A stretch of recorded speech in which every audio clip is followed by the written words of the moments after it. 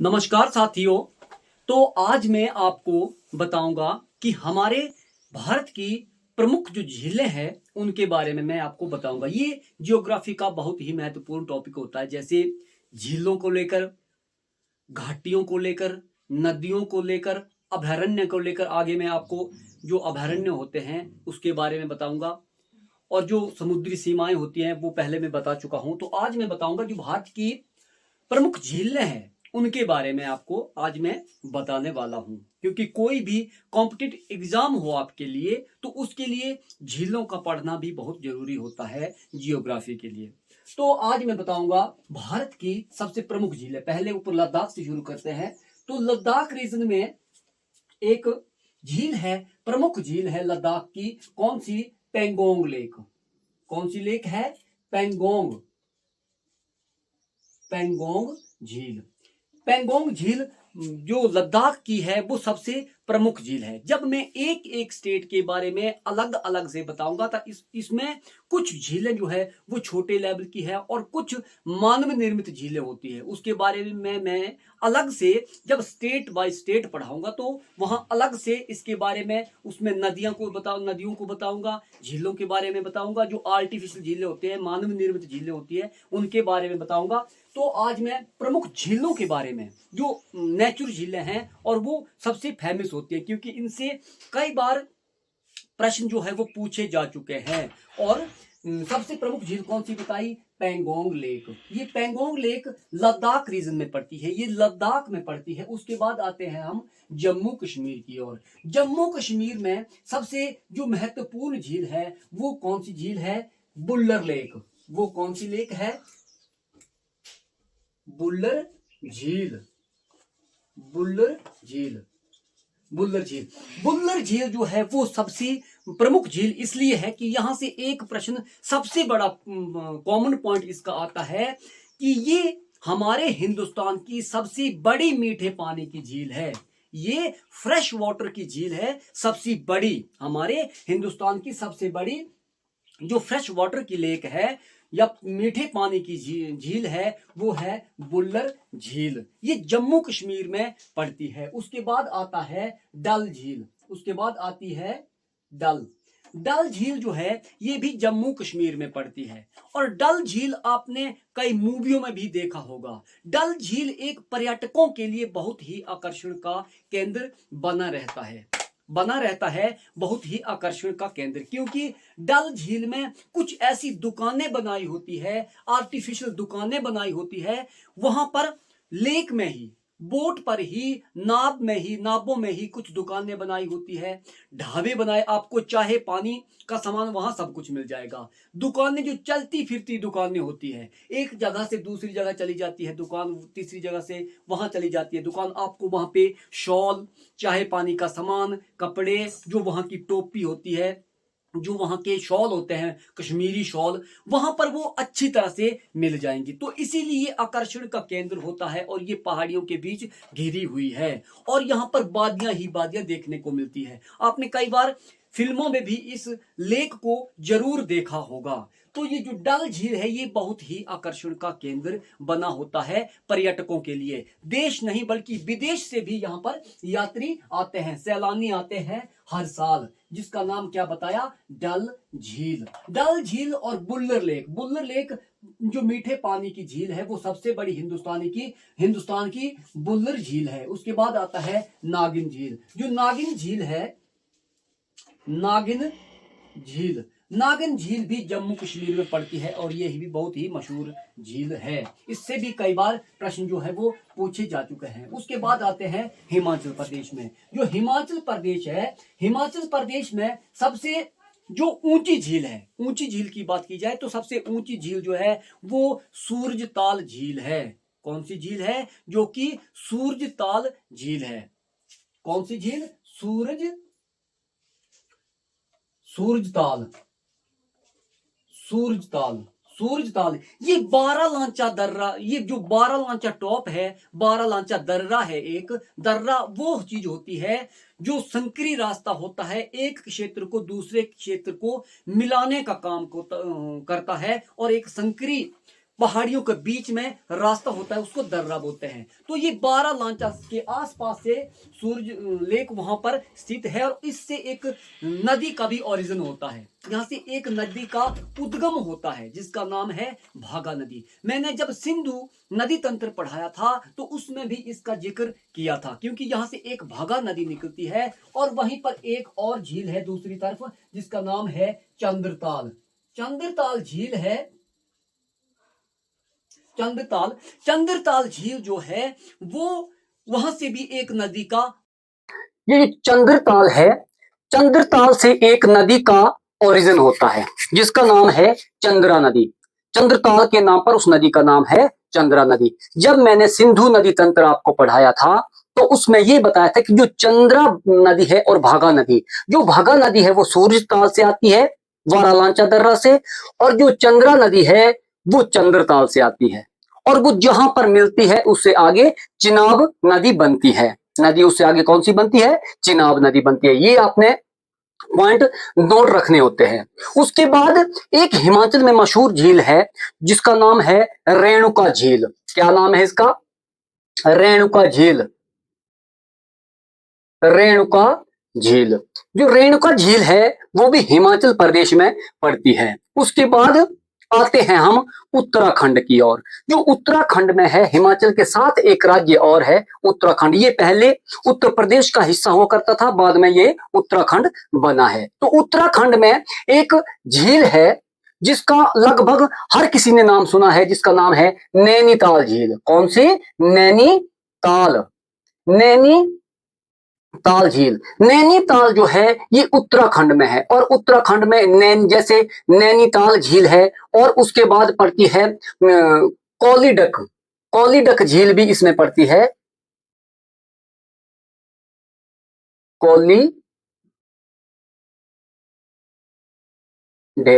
कोलीडक झील भी इसमें पड़ती है और उसमें एक झील और आती है। वैसे तो कई झीलें हैं। जब मैंने कहा कि जो स्टेट के बारे में अलग अलग स्टेट पढ़ाऊंगा उसके बारे में विस्तृत जानकारी के साथ मैं बताऊंगा और लाइव क्लास में भी आगे मैं इसको विस्तृत जानकारी के साथ आपको बताने वाला हूं। तो जो कोलीडक झील है, कोलीडक झील के बाद है श्यामाताल झील। कौन सी? श्यामाताल। श्यामाताल। श्यामा ये श्यामला ताल, श्यामाताल नहीं, सॉरी, श्यामला ताल। श्यामला ताल। श्यामला ताल के बाद आती है कुर्रम लेक। श्यामला ताल के बाद आती है कुर्रम लेक। कुर्रम लेक, जो कुर्रम लेक है वो भी उत्तराखंड में पड़ती है। उसके बाद आते हैं हम, जो उत्तराखंड के बाद राजस्थान की ओर आते हैं। जो राजस्थान हमारा स्टेट है उसकी ओर आते हैं। राजस्थान में जो सबसे बड़ी झील है, राजस्थान की सबसे बड़ी जो झील है सांभर लेक। सांभर लेक के बारे में आप लोगों ने सबने सुना होगा, जिसका नाम क्या है? सांभर झील। सांभर झील, यहां से प्रश्न और भी बन सकता है क्योंकि ये नमक के लिए बहुत मशहूर है। जो लवणता है वो इसमें सबसे ज्यादा है। वैसे खारे पानी की झील में आगे बताऊंगा। उड़ीसा में चिल्का झील जो है वो खारे पानी की सबसे बड़ी झील है और ऑलमोस्ट सब झीलों में भी वो हिंदुस्तान की सबसे बड़ी झील है। लेकिन जो सांभर झील है ये भी एक अपने आप में एक सम्राट के रूप में है। कैसे? वो मैं बताता हूं कि सांभर झील में जो लवणता है, पानी में जो लवणता है, जो नमकीन है वो पानी, वो लवणता सबसे अधिक है। जितनी भी झीलों का कंपैरिजन किया जाए हिंदुस्तान की, तो सबसे ज्यादा लवणता वाली झील जो है वो सांभर झील है राजस्थान में। और आपने सांभर नमक के बारे में भी सुना होगा। यहाँ से नमक का उत्पादन भी बहुत उच्च पैमाने पर होता है क्योंकि इसको फिर इस पानी को ट्रिपल रिफाइंड किया जाता है। ट्रिपल रिफाइंड करके इसको शुद्ध करके इसका नमक बनाया जाता है और भी झीलों से, कई झीलों से नमक बनाया जाता है। वो आगे अगली वीडियो में बताऊंगा। लेकिन सांभर झील जो है वो नमक के लिए बहुत ही प्रसिद्ध झील है और ये राजस्थान स्टेट में पड़ती है। सांभर झील के बाद आता है पुलिकट झील। कौन सी आती है? पुलिकट। पुलिकट झील भी ये कहां पड़ती है? राजस्थान में। पुलिकट झील के बाद आता है राजसमंद। राजसमंद भी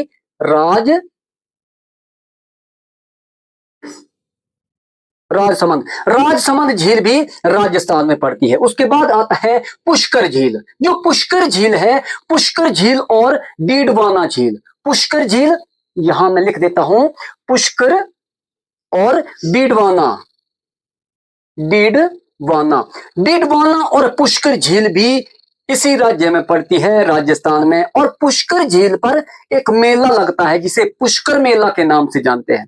एक आपको पता है हिंदुस्तान में मेला लगता है पुष्कर झील, उसका नाम पुष्कर झील के नाम से पुष्कर मेला पड़ा है। तो ये प्रमुख झीलें हैं। और भी झीलें मैं जब आर्टिफिशियल झीलों के बारे में बताऊंगा, मानव निर्मित झीलों के बारे में आगे बताऊंगा, तो उसके बारे में डिटेल से आपको बताऊंगा कि किस किस राज्य में कौन कौन सी आर्टिफिशियल लेक है और कौन कौन सी नहरें हैं। नहरें भी होती है, वो भी आर्टिफिशियल होती है क्योंकि वो मानव द्वारा खुद बनाई गई होती है, जो नहरें होती है। और जो नदियां होती है वो नेचुरल होती है।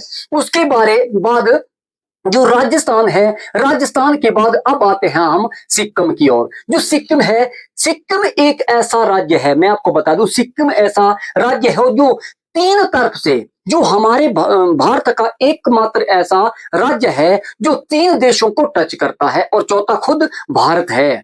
तीन देशों की बाउंड्री जो है वो ये साझा करता है सिक्किम राज्य। क्योंकि इस तरफ ये नेपाल है, पश्चिम की ओर नेपाल आता है, पूर्व की तरफ भूटान आता है, और ऊपर ये उत्तर की तरफ इसमें चीन, या ये इसमें कौन आता है, चीन आता है।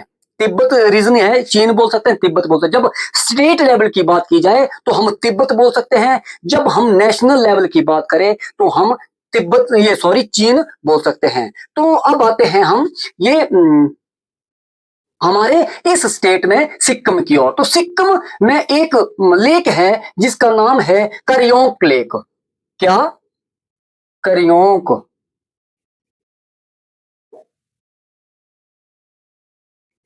करयोंक, करयोंक लेक, करयोंक लेक जो है वो सिक्किम में पड़ती है। और सिक्किम में एक लेक और है, एक झील और है जिसे हम ग्रीन लेक कहते हैं। क्या कहते हैं? Green lake. ग्रीन लेक और सोमंगो, जो सोमंगो तो सो संगो, तो सो संगो, एक तो नाम भी, जो ये ऊपर के ऐसे स्टेट हैं जो चाइना से लगते हैं, इनके नाम भी कुछ हमारे लिए कुछ अजीब जैसे होते हैं। तो ये लेक भी वहां पर पड़ती है। उसके बाद जो चोलामू लेक है, चोलामू लेक भी सिक्किम में पड़ती है। चोलामू, चोलामू लेक भी सिक्किम में पड़ती है। उसके बाद आते हैं हम मणिपुर में। जो मणिपुर राज्य है, मणिपुर में एक बहुत ही प्रसिद्ध लेक है जिसे हम लोकटक झील के नाम से जानते हैं। लोकटक झील, लोकटक झील इसको मणिपुर में है, इसको एक तैरती हुई झील भी कहते हैं क्योंकि ये ऐसी झील है जिस पर आप नंगे पांव बिना कोई बोट के भी चल सकते हैं। बिना बोट के, हाँ जी हाँ, ये बिना बोट के भी इस पर चल सकते हैं क्योंकि यहाँ पर एक वनस्पति है, स्पेशल वनस्पति है जो झील पर उगी हुई है। और एक जैसे स्पंज की तरह, दलदली के क्षेत्र की तरह, जैसे उसमें कोई धंसता नहीं है, सिर्फ वो अप डाउन करता है। जैसे आप कोई नट होता है, जाली होती है, जाली नुमा किसी पर अगर कोई वस्तु को रख देते हैं तो थोड़ी जैसी वो धंस जाएगी, वैसे ही यहाँ पर एक लेक है जिसे लोकटक झील कहते हैं। और ये पर्यटकों के लिए बहुत ही प्रसिद्ध मणिपुर की ये आकर्षण का केंद्र बनी होती है पर्यटकों के लिए। और कई साल में कई लाखों पर्यटक जो है इसको देखने के लिए यहाँ पर आते हैं। और मणिपुर में एक मैं आपको बता दूं अभयारण्य है जहां पर एक हिरण है, ठीक है, जिसे हम डांसिंग बियर भी कहते हैं, जिसको हम डांसिंग बियर कहते हैं, हिंदी में जिसे संघाई हिरण कहते हैं। संघाई हिरण कहते हैं, ये जब ये चलता है तो ऐसा लगता है कि ये नाच नाच के चल रहा है, ये नाचता हुआ झूमता हुआ जा रहा है, इसलिए इसको डांसिंग वियर भी कहते हैं। ये डांसिंग वियर कहते हैं या इसको शंघाई हिरण भी कहते हैं। तो आपने ध्यान रखना है कौन सी झील है, लोकटक झील है। लोकटक झील मणिपुर में है। उसके बाद आते हैं हम उड़ीसा की ओर। जो उड़ीसा राज्य है, उड़ीसा राज्य में एक बहुत ही प्रसिद्ध झील है, बहुत ही मशहूर झील है जिसका नाम है चिल्का झील, जिसका नाम है चिल्का, चिल्का झील। अब मैं चिल्का झील के बारे में बता दूं। जो चिल्का झील है ये हिंदुस्तान की सबसे बड़ी झील है। ऑलमोस्ट झीलों की बात की जाए तो ये सबसे बड़ी झील है। इसका जो क्षेत्रफल की बात की जाए तो इसका क्षेत्रफल 1165 वर्ग किलोमीटर है। अब आप सोचो कितना बड़ा एरिया है ये, कितना बड़ा एरिया है। 1165 वर्ग किलोमीटर है। इसका एरिया घटता बढ़ता रहता है, कभी कभी 1100 किलोमीटर वर्ग तक भी चला जाता है। कारण क्या है, जब झीलों में पानी बढ़ जाता है तो क्षेत्र इसका बढ़ जाता है, जब सूखा पड़ता है तो पानी कुछ कम हो जाता है। तो ये लगभग 1000 से 1100 वर्ग किलोमीटर तक इसका एरिया रहता है। लगभग अगर इसकी औसतन बात की जाए, औसतन जो इसकी वर्ग किलोमीटर की बात की जाए तो लगभग 1165 वर्ग किलोमीटर का इसका एरिया है चिल्का झील का। और ये खारे पानी की सबसे बड़ी झील है और इसे लैंगून झील भी कहा जाता है। लैंगून झील क्या होता है मैं आपको बता दूं। जब कोई क्षेत्र होता है, जैसे ये हिंदुस्तान का या कोई किसी देश का क्षेत्र होता है, जब कोई क्षेत्र होता है तो ये समुद्री तट की ओर होता है। आपको पता है हमारे 9 राज्य जो है वो समुद्र तट से लगते हैं। 9 राज्यों की जो सीमाएं हैं वो समुद्री तट से आती है। तो एक उसमें उड़ीसा भी आता है। तो उड़ीसा में जब ये पानी, चिल्का झील की बात कर रहा हूं मैं, लैंगून झील, लैंगून लेक क्या होती है, जब पानी, समुद्र का पानी अंदर तक आ गया होता है, जब पानी द्वीप में आ जाता है, अंदर तक आ जाता है और वो एक धीरे धीरे संकरी रास्ता बना देता है, और धीरे धीरे वो एक संकरी रास्ता बना देता है, संकरी रास्ता बना देता है। और फिर इस संकरी रास्ते में बालू और मिट्टी, कीचड़ आदि जो पदार्थ है, अवशेष है, वो जमा हो जाते हैं और ये समुद्र से इसका जो कनेक्शन है वो टूट जाता है। समुद्र से कनेक्शन टूट जाता है, बालू की वजह से, कीचड़ की वजह से, रेत की वजह से, मिट्टी की वजह से कनेक्शन टूट जाता है धीरे धीरे। तो एक लेक का निर्माण हो जाता है, झील का निर्माण हो जाता है। उस झील को लैंगून झील कहते हैं। तो हमारे हिंदुस्तान में सबसे बड़ी जो लैंगून झील है वो चिल्का झील है और ये खारे पानी की सबसे बड़ी झील है। लेकिन मैंने अभी बताया कि आपको जो खारापन है वो सबसे ज्यादा राजस्थान की सांभर झील में पाया जाता है। जो लवणता है वो सबसे ज्यादा कहां पाई जाती है, सांभर झील में। लेकिन चिल्का झील जो है वो सबसे बड़ी खारे पानी की झील है और सबसे बड़ी, ऑलमोस्ट हिंदुस्तान में सबसे बड़ी झील भी यही झील मानी जाती है, उड़ीसा की चिल्का झील। उड़ीसा में और भी कुछ झीलें हैं, जैसे अनुसुपा झील और वाइथो झील। अनुसुपा और वाइथो झील भी उड़ीसा में, उड़ीसा राज्य में पाई जाती है। अब आते हैं हम महाराष्ट्र की ओर। महाराष्ट्र में एक प्रसिद्ध झील है जिसका नाम है लोनार झील। कौन सी झील? लोनार, लोनार झील। लोनार झील जो है ये उल्का पिंडीय झील है। ये उल्का पिंड के गिरने से बनती है। मैंने पहले भी आपको इसके बारे में शायद बताया होगा वीडियो में। तो उल्का पिंड जब धरती पर गिरते हैं तो बाहर से जब आते हैं तो हम उसे क्षुद्र ग्रह कहते हैं। जब बृहस्पति और मंगल की कक्षा से भटकता हुआ कोई क्षुद्र ग्रह धरती की ओर आता है और आए दिन ये हमारी धरती पर गिरते रहते हैं। जब 1 मीटर से कम इसका क्षेत्रफल होता है तो ये हमारे जो वायुमंडल में हमारे कई प्रकार की गैसें हैं, कई प्रकार गैसें हैं, उनके घर्षण के कारण वो उल्का पिंड जल जाते हैं और उन्हें टूटता हुआ तारा कहते हैं। लेकिन जब कोई उल्का पिंड बहुत बड़ा होता है, क्षुद्र ग्रह जब जब हमारी धरती के कक्षा के बाहर रहेगा तो हम उसे क्षुद्र ग्रह कहते हैं। जब धरती में प्रवेश करेगा तो हम उसे उल्का पिंड कहते हैं। जब उल्का पिंड 1 मीटर से बड़ा होता है या कई किलोमीटर का होता है तो वो इतना नहीं जलता है, जलता तो है लेकिन पूर्णता उसका दहन नहीं होता है और वो हमारी धरती पर गिर जाता है। तो ये भी लगभग लाखों वर्ष साल पहले हमारी धरती पर एक उल्का पिंड गिरा था और ये महाराष्ट्र के बुलढाना डिस्ट्रिक्ट में गिरा था।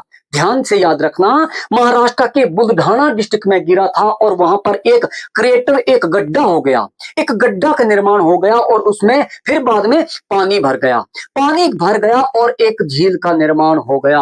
और ये एक क्रेटर झील या एक उल्का पिंड के गिरने के कारण इस झील का निर्माण हुआ है, इसलिए ये बहुत ही प्रसिद्ध झील मानी जाती है हमारे हिस्ट्री में।